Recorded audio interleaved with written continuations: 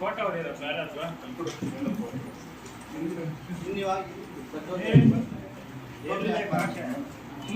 ಬನ್ನಿ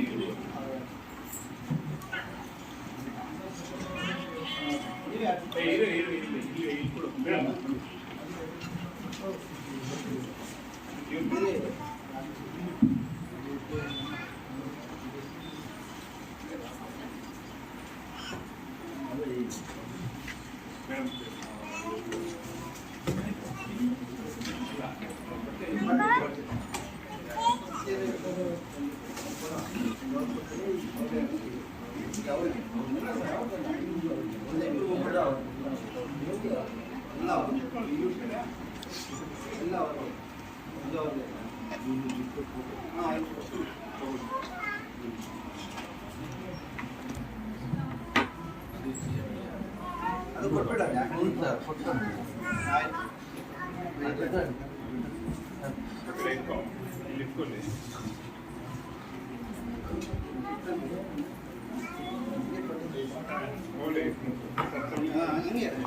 ನಮ್ಮ ಮನೆ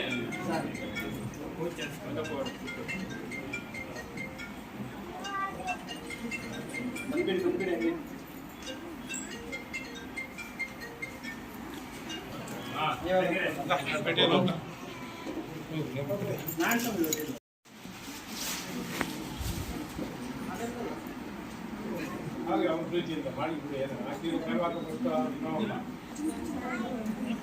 ಫೋಟೋ ತಗೊಂಡು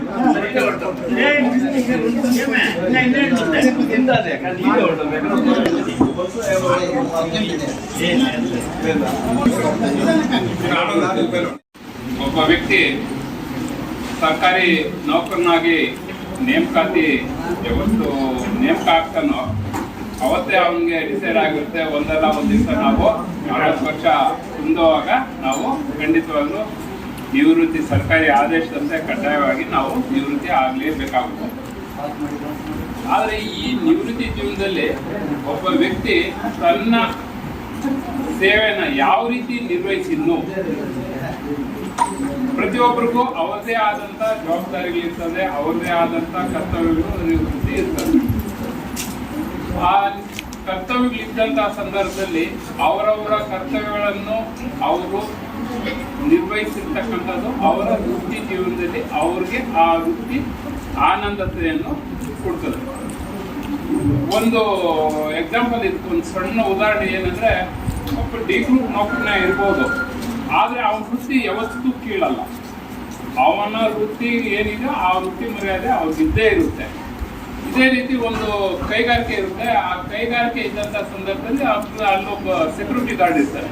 ಅವ್ರದ್ದೇನು ಕೆಲಸ ಅಂದರೆ ಬೆಳಿಗ್ಗೆ ಬಾಗಿಲು ತೆಗೆಯೋದು, ಸಾಯಂಕಾಲ ಎಲ್ಲರೂ ಓದೋವಾಗ ಬಾಗಿಲು ಹಾಕ್ಕೊಂಡು ಹೋಗೋದು.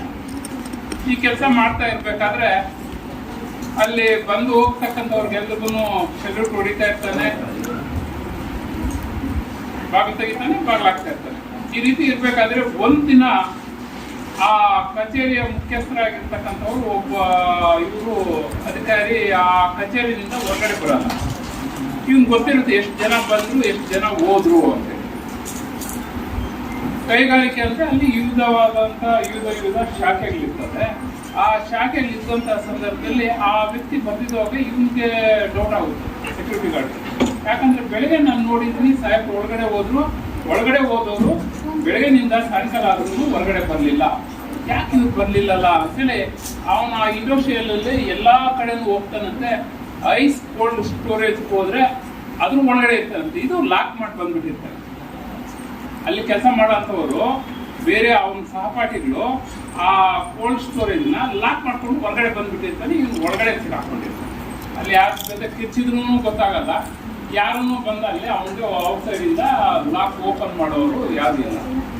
ಆ ಸಂದರ್ಭದಲ್ಲಿ ಆ ಸೆಕ್ಯೂರಿಟಿ ಗಾರ್ಡ್ ಬಂದು ತೆಗಿತಾರೆ. ಯಾಕೆ ತೆಗಿತಾರೆ ಹೇಳಿ? ಸೆಕ್ಯೂರಿಟಿ ಗಾರ್ಡನ್ನು ವಿಶ್ ಮಾಡಿದವಾಗ ಈ ಅಧಿಕಾರಿನೂ ಅವನಿಗೆ ವಿಶ್ ಮಾಡ್ತಾ ಇದ್ದಂತೆ. ಹಾಗಾಗಿನೇ ಅವನಿಗೆ ಆ ಅಧಿಕಾರಿ ಬಂದಿಲ್ಲ, ಸೊ ಅವ್ರು ಒಳಗಡೆನೆ ಇದ್ದಾರೆ ಅಂದ್ಬಿಟ್ಟು ಅವನು ಒಳಗಡೆ ಹೋಗಿ ಎಲ್ಲಾ ಕಡೆನೂ ನೋಡಿದಾಗ ಒಳಗಡೆ ಅವನ ಐಸ್ಕೊಳ್ಳಲ್ಲ. ಅವತ್ತು ಆ ಅಧಿಕಾರಿಗೆ ಅವನೇ ದೇವರು. ಅವನು ಅವತ್ತು ಎಲ್ಲರೂ ಹೊರಟಲ್ಲ ಅಂತ ಹೇಳಿ ಹೊರಗಡೆ ಹಾಕೊಂಡು ಹೋಗಿದ್ರೆ ಬೆಳಗ್ಗೆ ಅವನ ಬಾಡಿನೇ ಸಿಗ್ತಾ ಇದ್ವಿ.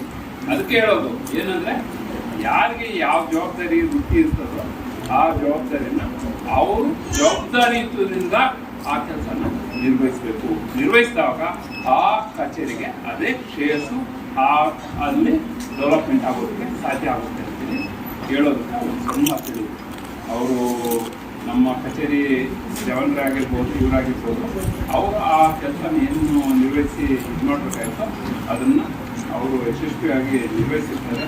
ದೇವರು ಇಷ್ಟು ದಿವಸ ಅವ್ರಿಗೆ ಕಚೇರಿ ಜೀವನ ಇತ್ತು. ಇನ್ನು ಮುಂದೆ ಈಗ ನಿವೃತ್ತಿ ಆಗ್ತಾ ಇರೋದ್ರಿಂದ ನಿವೃತ್ತಿನಲ್ಲಿ ಅವರು ಒಳ್ಳೆಯ ಆರೋಗ್ಯ ಆಯುಷ್ಯನ್ನು ಕೊಟ್ಟು ದೇವರು ಅವರು ಶ್ರಮಿಸ್ತಾ ನಮ್ಮ ಕಡೆಯಿಂದ ಒಂದು ಸಣ್ಣ ವೃತ್ತಿ ಜೀವನದ ಬೀಳ್ಕೊಡುಗೆ ಸಮಾರಂಭ ಅಂದ್ಕೊಂಡಿದ್ವಿ. ಹಾಗೆ ಸರ್ಕಾರಿ ಕೆಲಸಕ್ಕೆ ಸಹಕರಿತ ಇದು ಮಾಡ್ತಾ ಇರ್ತೀವಿ. ಯಾಕಂದ್ರೆ ಒಬ್ಬ ವ್ಯಕ್ತಿ ಅದು ನಿಜಾನ, ನಮ್ಮ ಶಿವಾನಂದ್ ಚೆನ್ನಾಗಿ ಅನುಭವ ಆಗಿದೆ.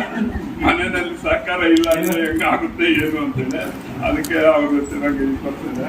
ಒಳ್ಳೆ ಇದಿರ್ಲಮ್ಮ, ನೀವು ನಿಮ್ಗೆ ನಾನು ಒಳ್ಳೆ ಟೈಮ್ ನಿಮಗೂ ನಿಮ್ಗೆ ಒಳ್ಳೇದಾಗಲಿ ಅಂತ ಹಾರೈಸ್ತಾ ನಮ್ಮ ಕಡೆ. ಇವತ್ತಿನ ದಿವಸ ನಮ್ಮ ತಾಲೂಕ್ ಪಂಚಾಯತಿ ಸಭಾಂಗಣದಲ್ಲಿ ನಮ್ಮ ಕಚೇರಿಯಲ್ಲಿ ಕೆಲಸ ನಿರ್ವಹಿಸತಕ್ಕಂಥ ವೆಂಕಟರಮಪ್ಪ ಅವರು ಇವತ್ತು ನಿವೃತ್ತಿ ಹೊಂದಿದ್ದಾರೆ. ಅವರಿಗೆ ನಿಮ್ಮೆಲ್ಲರ ಪರವಾಗಿ ಅವರಿಗೆ ಹೃತ್ಪೂರ್ವಕ ಸ್ವಾಗತನ ಬಯಸ್ತೀನಿ. ಹಾಗೆಯೇ ಒಂದು ಸಭೆಯಲ್ಲಿ ಬೀಳ್ಕೊಡುಗೆ ಸಮಾರಂಭದಲ್ಲಿ ಮಾನ್ಯ ಕಾರ್ಯನಿರ್ವಹಣಾಧಿಕಾರಿಗಳು ಸಹ ಉಪಸ್ಥಿತರಿದ್ದಾರೆ. ಅವ್ರಿಗೂ ಸಹ ಸ್ವಾಗತನ ಕೋರ್ತಾ ಇದ್ದೀನಿ. ಹಾಗೆಯೇ ನಮ್ಮ ತಾಲೂಕು ಪಂಚಾಯತ್ ಸಿಬ್ಬಂದಿ ಆಗಿರ್ತಕ್ಕಂಥ TPO ಸಾಹೇಬರು ಮತ್ತು ಅಕೌಂಟ್ಸ್ ಮೇಡಮ್ ಅವರು ಮತ್ತು ಎಲ್ಲ ಸಿಬ್ಬಂದಿ ವರ್ಗ ಪತ್ರಕರ್ತ ಮಿತ್ರರು ಎಲ್ಲರೂ ಅಬ್ಸರ್ವಿದ್ವಿ. ಅವರಿಗೆಲ್ಲ ಸ್ವಾಗತವನ್ನು ಬಯಸ್ತಾ ಒಂದು 2 ಮಾತನ್ನು ಮಾತಾಡಲಿಕ್ಕೆ ನಾನು ಇಷ್ಟಪಡ್ತೀನಿ. ಯಾಕೆಂದರೆ ನಾನು 5 ವರ್ಷದಿಂದ ಇಲ್ಲಿ ಕೆಲಸ ಮಾಡ್ತಾಯಿದ್ದೀನಿ. 5 ವರ್ಷದಿಂದ ನನಗೆ ತುಂಬ ಚಿತ್ರಪಟ್ಟಿದ್ರು. ಮತ್ತು ಅವರಿಗೆ ನಮ್ಮೊಂದಿಗೆ ತುಂಬ ಒಡನಾಟ ಇದೆ. ಯಾಕಂತಂದರೆ ಬೆಳಗ್ಗೆ ಬಂದ ತಕ್ಷಣ ನೋಡೋದು ಅವ್ರನ್ನೇ, ನಾವು ಬೇರೆಯವ್ರು ನೋಡೋದಿಲ್ಲ. ಯಾಕಂತಂದರೆ ನಮ್ಮ ತಾಲೂಕು ಪಂಚಾಯತಿ ಗ್ರೂಪ್ ಸಿಬ್ಬಂದಿ ಅಂತಾರೆ, ಅವರು ಆಗಿರ್ತಾರೆ. ಅವರಿಗೆ ನಮ್ಗೆ ಏನನ್ನ ಕರೆದಾಗ ಇನ್ನೊಂದು ಮತ್ತೊಂದು ಮತ್ತೆ ಊಟದ ಇನ್ನೊಂದು ಮತ್ತೊಂದು ಎಲ್ಲದಕ್ಕೂ ಅವರು ತುಂಬ ಸಹಕಾರ ನೀಡ್ತಾರೆ. ಆ ಒಂದು ನಿಟ್ಟಿನಲ್ಲಿ ಅವರು ನಮ್ಮ ಸಂಸ್ಥೆಯಲ್ಲಿ, ನಮ್ಮ ತಾಲೂಕು ಪಂಚಾಯತಿಯಲ್ಲಿ ಕಾರ್ಯನಿರ್ವಹಿಸಿ 60 ವರ್ಷಗಳನ್ನು ಪೂರೈಸಿ ಸುದೀರ್ಘವಾಗಿ ಅವರಿಗೆ ಒಳ್ಳೆಯ ಆರೋಗ್ಯವಾಗಿ ಇವತ್ತು ಬೀಳ್ಕೊಡುಗೆಯನ್ನು ಮಾಡ್ತಾ ಇದ್ದೀನಿ. ಇದು ಎಲ್ರಿಗೂ ಯಾರಿಗೂ ಭಾಗ್ಯ ಇದೆ ಏನೋ ಗೊತ್ತಿಲ್ಲ. ಆ ಒಂದು ನಿಟ್ಟಿನಲ್ಲಿ ಅವರಿಗೆ ದೇವರು ಒಳ್ಳೆಯ ಆರೋಗ್ಯ ಕೊಡಲಿ, ಮತ್ತು ಅವ್ರ ಕುಟುಂಬ ಸಮೇತ ಇಲ್ಲಿ ಇವತ್ತಿನ ದಿವಸ ಹಾಜರಿದ್ದಾರೆ. ಐಶ್ವರ್ಯ ಕೊಡಲಿ, ಅವ್ರು ಇನ್ನೂ 100 ವರ್ಷ ಅವ್ರ ಮಕ್ಕಳಿಗೆ ಕೊಡಲಿ ಅಂತ ಹೇಳ್ತಾ 2 ಮಾತನ್ನ